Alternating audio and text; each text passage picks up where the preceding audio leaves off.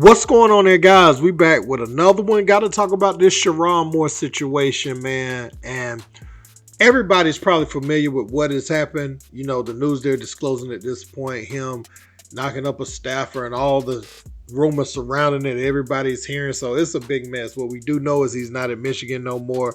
He lost his wife and all that behind this mess. And, you know, Ron Clark went on First Take today and said some things that have people really upset. You know, Ron Clark has been accused of being a race baiter on several different occasions, his takes and all that. Well, none other than Luther Campbell is going to come at Ron Clark today and really go in on him. You know, really go in on his take on this. Pretty much, you know, saying that black coaches has been set back. I've seen on social media saying black coaches have been set back for 100 years. Where honestly, I'm going to look at this as an individual thing. There's so many other black coaches doing phenomenal things. I think Ron Clark is talking about on that stage at a Michigan, but you know, there's other black coaches out here getting it done, man. There's other black coaches, so I don't want to say that he's going to mess it up for all, but you know, he definitely stepped in it with this. But let's get into what Ryan said and what Luke said. Let's peep. I think from the Sherrone Moore point of view, you have to look at his failures as well. He failed, if these things are true, he failed his family. Yep. He failed the young men he was in charge of leading and coaching. And he also failed a community of coaches who would love to follow him to get an opportunity to coach at a historically great university like a Michigan, to be amongst the names of the Yost and the Schembechlers and the Lloyd Carrs. That was the opportunity that he had that he failed at. And we also have to think about this young lady who was a subordinate and what these accusations or what these actions will do to her for the rest of her life. And so now if you're Sherrone Moore, who was the first African-American head coach at the University of Michigan, there's also a community of coaches that would love to follow in your footsteps that will be partly judged because of your actions. He does have to own that. He does have to, at some point, acknowledge that. He has to be held accountable for that, whether these things are true and someone was after him or not. And so if you're Michigan, you're truly coming from two head coaches in a row, in Jim Harbaugh and also Sherrone Moore, that has let the university down in some way. It is not the level of excellence that we expect from that position that has a responsibility. You know, in Romans 3:23, right, it says, all have fallen short because of sin and fallen short of the glory of God. So Sherrone Moore will be and will have an opportunity to be given grace by his family, by Christ, but he won't get a Bobby Petrino rebound, right? He will be treated like Mel Tucker. He will be treated like Michael Haywood. So that didn't go over too well with a lot of people. And this is what Luke had to say in response to Ryan Clark. Let me say this to Ryan Clark.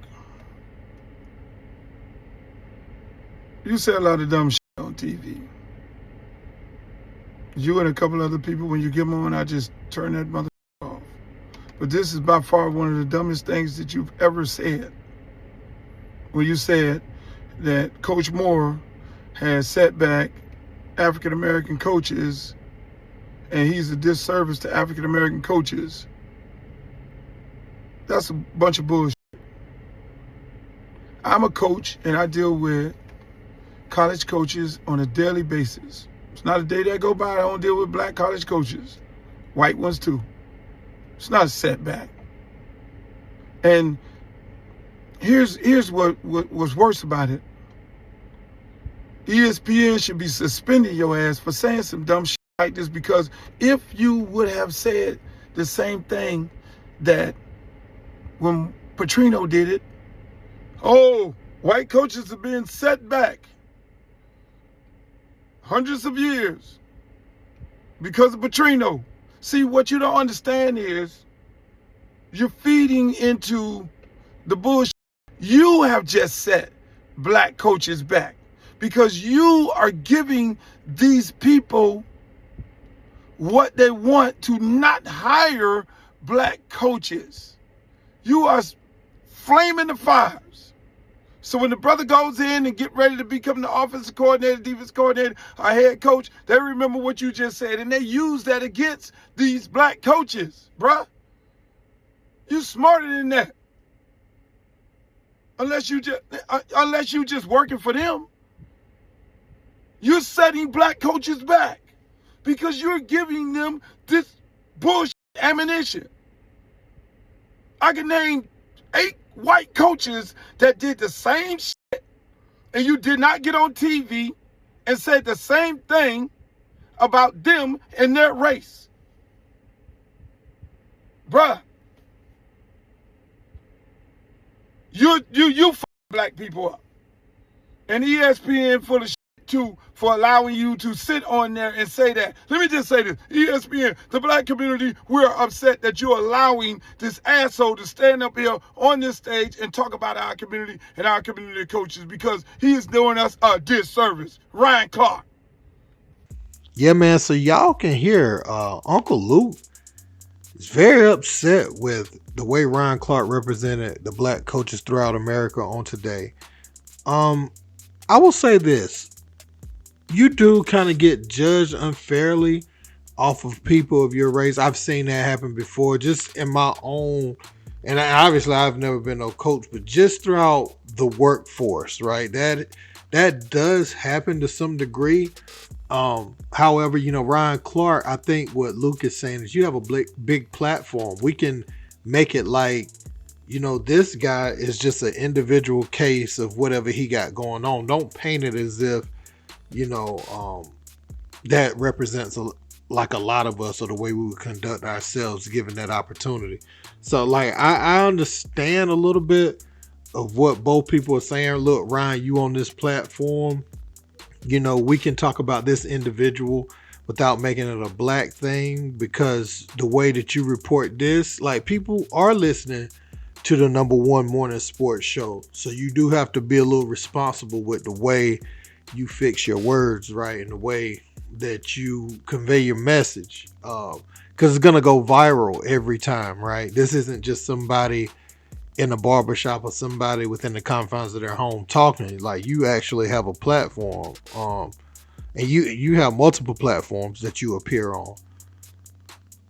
But I do think, like, to Ryan's point, it's not going to be the same effect. Like Petrino and the stuff that those people do, the disgraced coaches, it don't have the same effect.